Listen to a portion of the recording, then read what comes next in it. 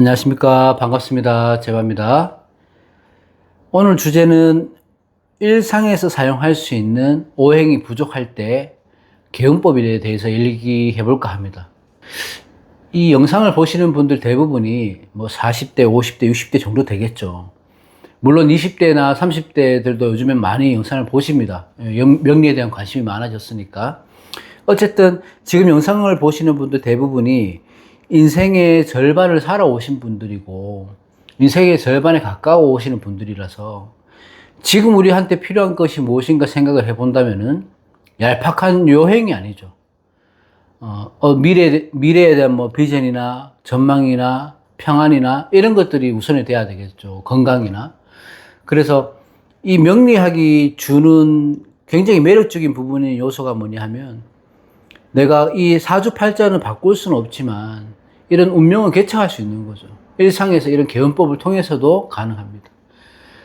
우리가 아는 오행은 목화토금수를 얘기하는데 이 목화토금수는 단순한 뭐 색깔놀이는 아니죠. 오행은 살아서 움직이는 거예요.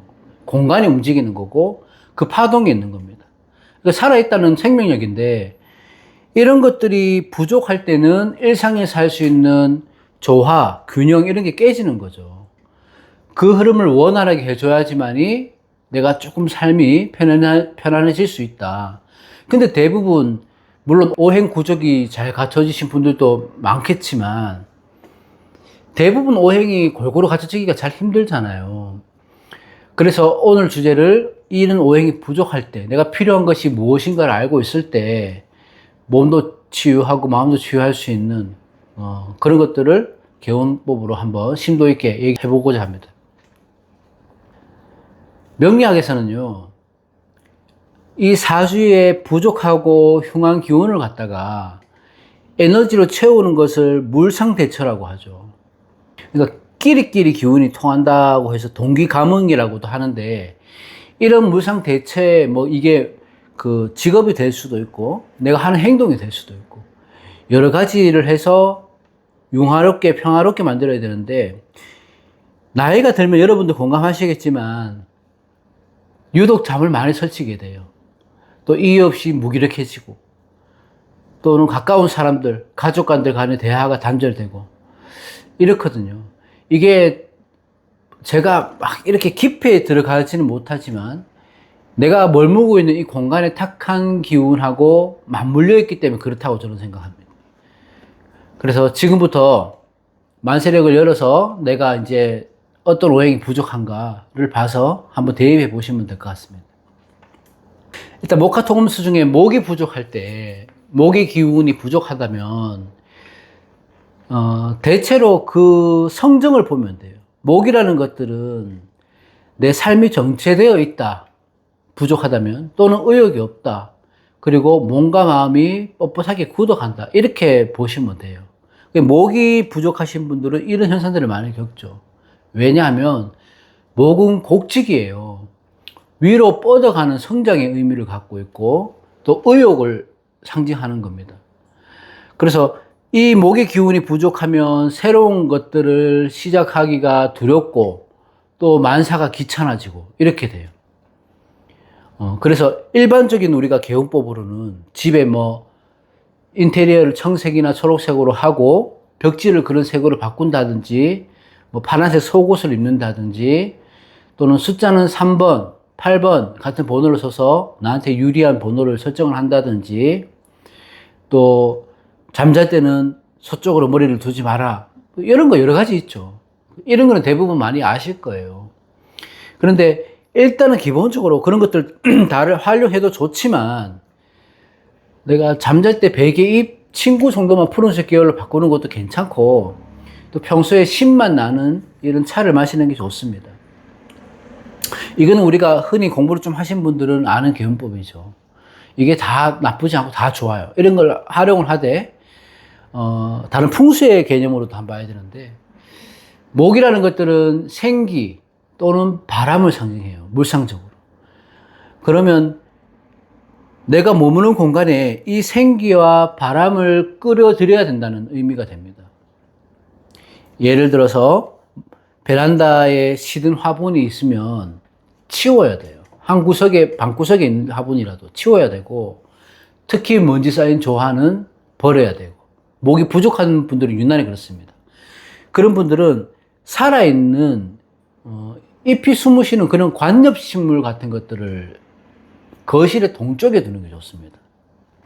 기왕이면 이게 미신처럼 생각하지 마시고, 내가 인테리어를 할 때, 어떤 구조를 잡을 때, 살아있는 관엽식물을 동쪽에 두시고, 또 이게 바람을 상징하기 때문에 환기를 자주 시켜라. 묵은 공기를 빼놔야 됩니다. 이거는 여름이고 겨울이고 할 것 없이 자주 그렇게 하면 목의 기운을 많이 내가 받을 수 있고, 또 중요한 것은 물론 다 잘 살고 집이 여러 개, 방이 여러 개 있고 하면 좋겠지만, 그래도 서재방 정도 줄 정도의 여유가 된다면은 동쪽 방에 서재를 두거나 서재방을 두거나, 그렇지 않다면 동쪽 방향에 책장을 두는 게 좋아요. 책장을 둬서 정갈하게 책을 끼워 놓고 정리정돈하고, 또 그 책장에다가 아니면 벽에다가 나무로 된 목재 시계를 걸어두면 좋습니다. 소리가 나는, 이 소리가, 시계에서 나는 그 똑딱 소리가요, 일단 파동이 있어요. 그래서 멈춰져 있는 에너지를 깨운다고 합니다. 그러니까 목이 부족하신 분들은 이런 것들을 좀 활용해서 기왕이면 내가 마음을 편안하게 좀 만들어 주시는 게 좋고, 또 가구 배치를 할 때는 어떤 시선이 위로 향하게끔 세로형 가구가 좋아요. 그러니까 기다란 스탠드 같은 거, 넓은 스탠드 말고 기다란 스탠드 같은 거 활용하고, 또 수직적인 그런 기분을 주는 것도 좋고요.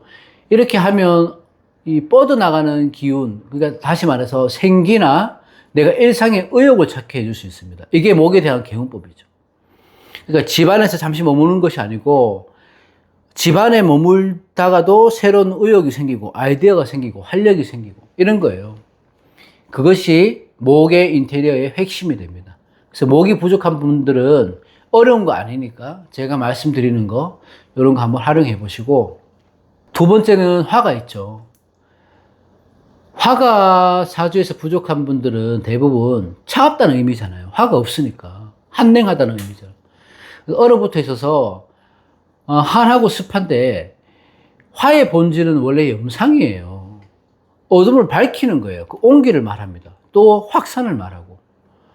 그래서 중년에 그 갱년기, 우울증 이런 걸 오거나, 또는 내가 자녀들이 독립시켜서 부재로 인한 선을 하고 헛헛한 기분, 옆에 배우자가 있어도 왠지 허전함을 느끼고, 이런 것들은 유난히, 모든 분들이 그렇겠지만 유난히 화가 부족한 분들에게 더욱 강하게 나타납니다.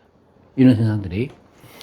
그래서 화는 일반적인 개운으로 보세요. 수리는 2번, 7번이에요. 숫자로. 그리고 뭐 중요한 일이 있을 때, 미팅이 있을 때 뭐 속옷을 붉은 계열로 입는다든지, 또는 지갑을 붉은색으로 바꾼다든지, 인테리어를 할 때는 붉은색 액자나 포인트를 준다든지, 이렇게 하면 좋죠. 이거는 우리들이 많이 접하고 아는 사실이고, 조금 더 이제 우리가 인테리어 개운으로 들어가서 보자면은, 화의 기운은 남이죠. 남쪽이죠. 남방이고, 이 남쪽은 명예와 확산의 자리입니다. 그 공간이에요.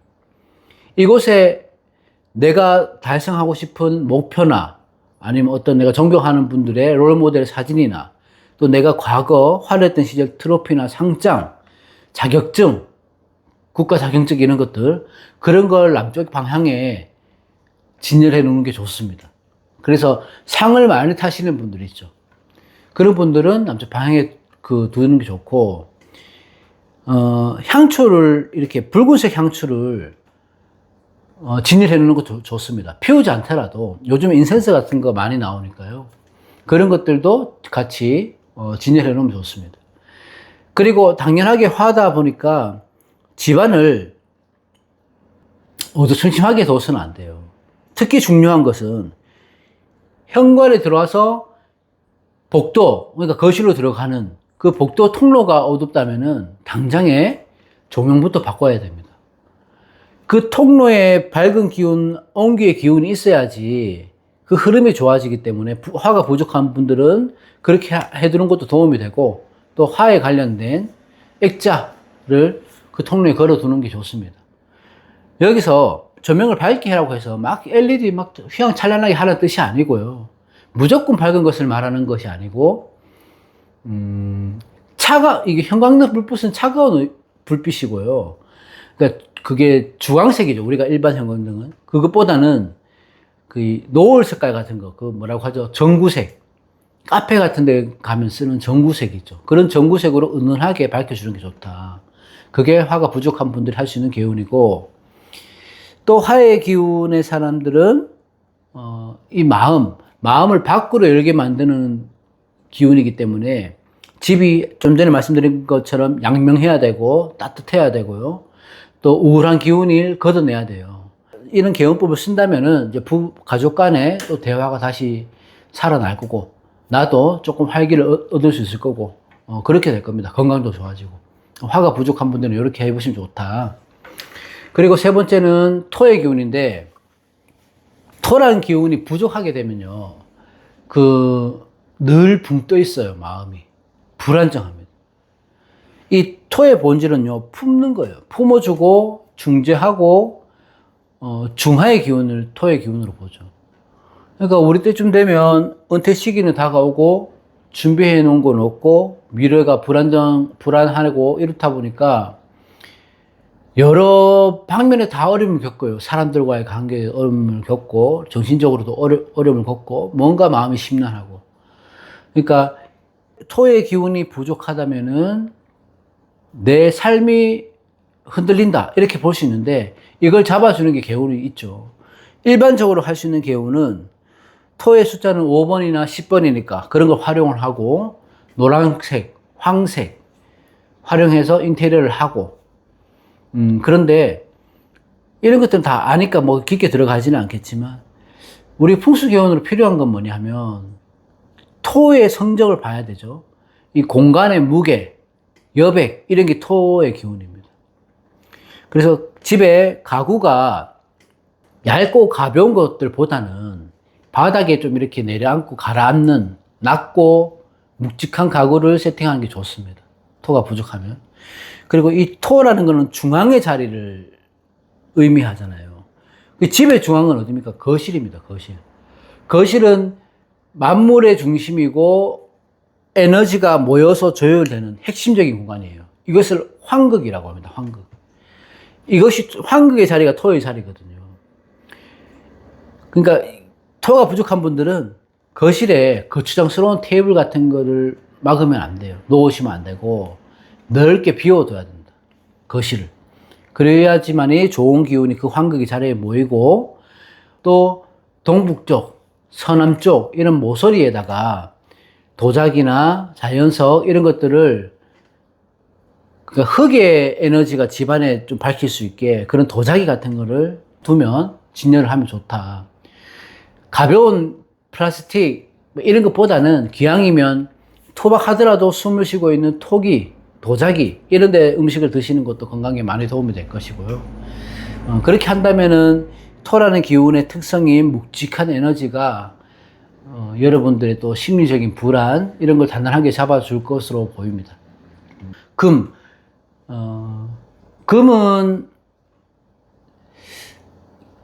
금이 많거나 적으면 사실 결단력이 강하다고 우리가 얘기를 하지만 결단력이 약한 분들이 많아요. 금이 부족하면.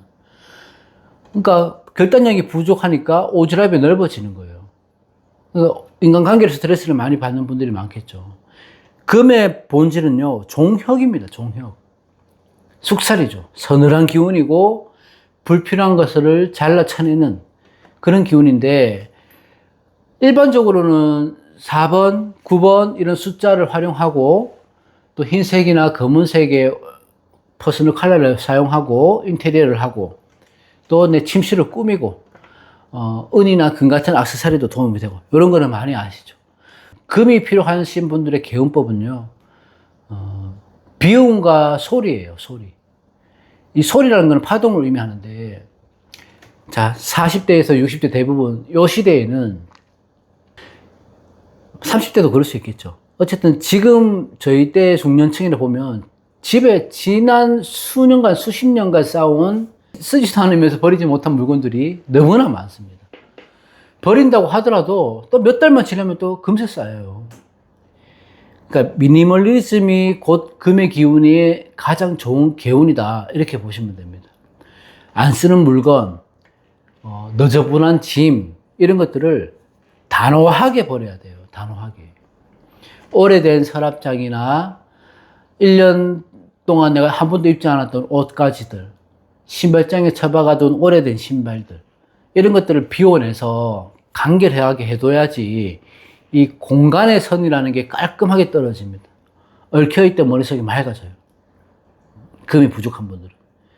그리고 집의 서쪽이나 서북쪽 쪽에 저금통이나 금고 같은 걸 놓아두시고, 아니면 뭐 예쁜 유리 장식품 같은 거, 이런 걸 놓아주시면 이것도 개운에 굉장히 좋고, 이런 것들은 이제 재물을 상징하는 금속성이잖아요. 금속으로 된 거. 쓸데없이 새어나가는 지출이 많이 줄어들 것이다. 금이 부족한 분들은.